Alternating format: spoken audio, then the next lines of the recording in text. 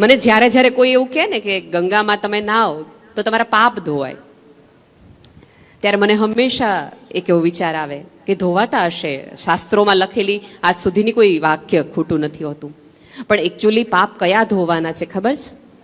ડૂબકી લ્યો ને ત્યારે તમારી અંદર કેટલા બધા ખુલાસા તમારે તમારી જાત સાથે કરવાના કે ઓલા માણસ સાથે ખોટું થઈ ગયું હતું, ઓલાને ખોટી રીતે મેં હેરાન કર્યો હતો.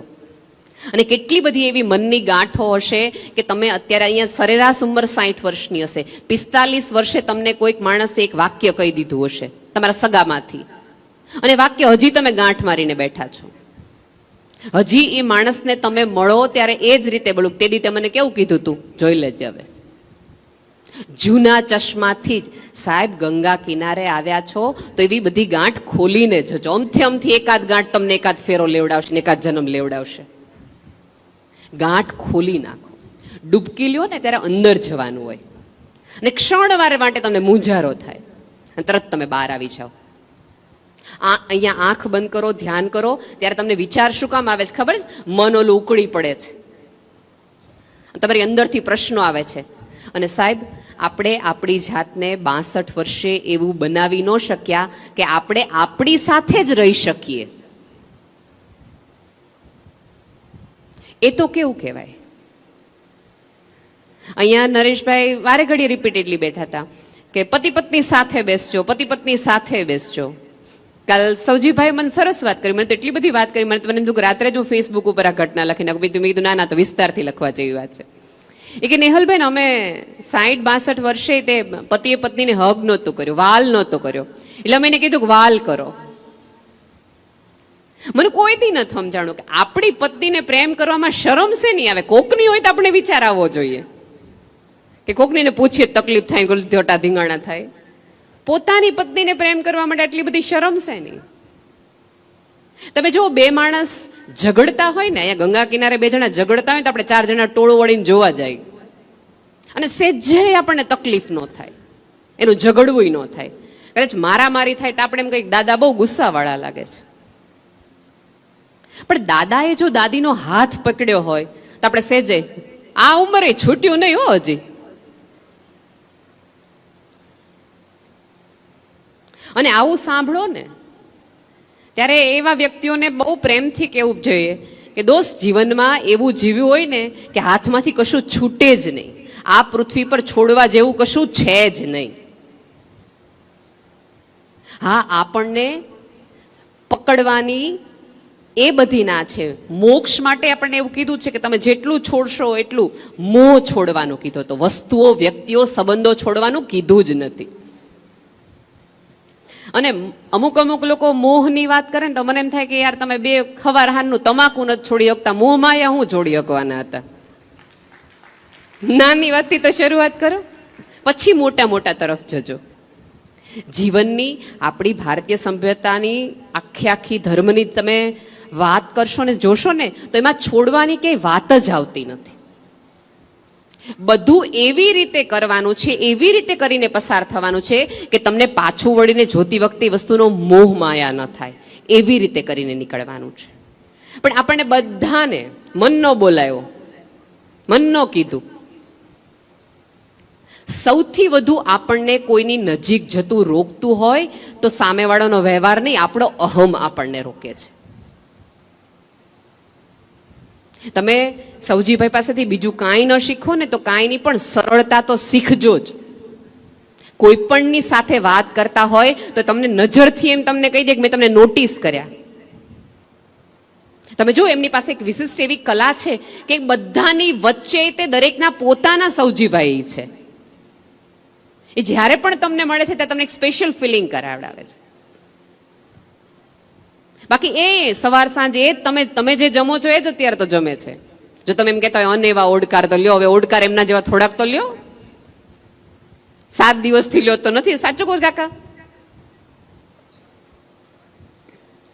કેમ આપણાથી એ થતું નથી? વૃદ્ધત્વની મારી સાદી વ્યાખ્યા છે, તમે કામ કરવાનું બંધ કરો ને એટલે તમે વૃદ્ધ થાવ. વૃદ્ધ થાવ એટલે કામ કરવાનું બંધ કરી નાખવાનું એવી જરાય જરૂરી નથી, જરાય નહીં. અમિતાભ, નરેન્દ્ર મોદી ને સૌજીભાઈ, ઉંમર જોઈ લ્યો. આપણા જેટલા જ કલાકો મળે છે, આપણા જેટલું જ જીવે છે, બેશુમાર જીવે છે. સાહેબ, જે દિવસે તમે બીજા માટે જીવવાનું શરૂ કરી દો ને, પછી તમારા કામ ઉપરવાળો જ કરે. પછી એ તમારા સ્વાસ્થ્યનું ધ્યાન એ રાખે.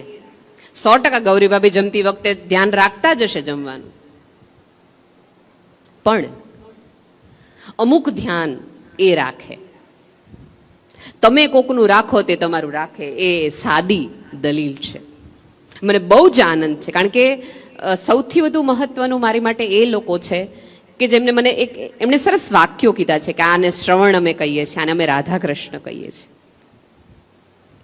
ક્યાંક ને ક્યાંક જેમને સંતાનો નથી એમને સૌથી વધુ પીડા હશે, અફસોસ હશે, ક્યાંક ફરિયાદ પણ ઈશ્વર સાથે હશે કે બધાને બધું દીધું, અમને બધું જ આપ્યું, તેમને આ ન આપ્યું. પણ જેમને સંતાનો નથી ને એમને હું બે હાથ જોડીને એક રિક્વેસ્ટ કરવા માંગુ છું કે ઈશ્વરનો એ રીતે હવે આભાર માનતા થાવ, કારણ કે તમને એ નાની જવાબદારી નહીં પણ વિશ્વની મોટી જવાબદારી માટે તમને મોકલી રહ્યા છે કે તમે એક સંતાનો નહીં, તમારી આજુબાજુના બીજા 100 સંતાનોને પોતાના સંતાનો કરો.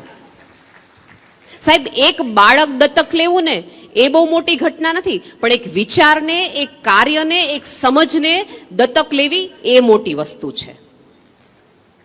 એ તમારા વર્ષો પછી પણ ચાલે. મારે સંતાનો નથી, પણ 220 મંદબુદ્ધિ દીકરા દીકરીઓને મેં દત્તક લીધા છે. હું જ્યારે પણ એમની વાત કરું છું ત્યારે એમ કહું મારા છોકરા આમ, મારા છોકરાઓ આમ. અને જેમને સંતાનો છે એમને ખરેખર સ્વર્ગની સીડી મળી ગઈ છે એવું કંઈ નથી. એમને એમના સંતાનોથી ફરિયાદ તો છે જ. તમે એકબીજાના સંતાન બનો, તમે એકબીજાનો આધાર બનો, તમે એકબીજા માટે એવી લાગણી રાખો.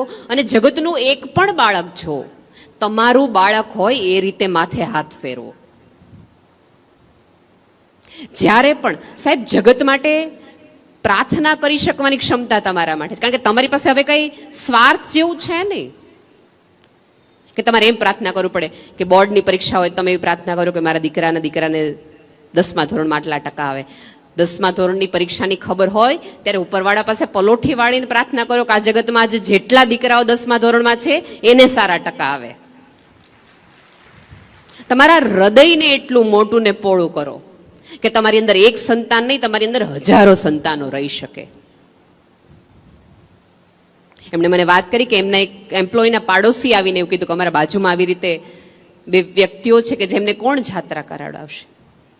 આપણા શાસ્ત્રોએ જાત્રાનું એક બહુ મહત્વનું એક પુણ્ય આપ્યું છે. મને ખબર નથી કેટલાને એ ડેફિનેશન ખબર છે કે પ્રવાસ અને જાત્રામાં ફેર એ છે, પ્રવાસ એને કહેવાય કે જેમાં તમને મજા આવે,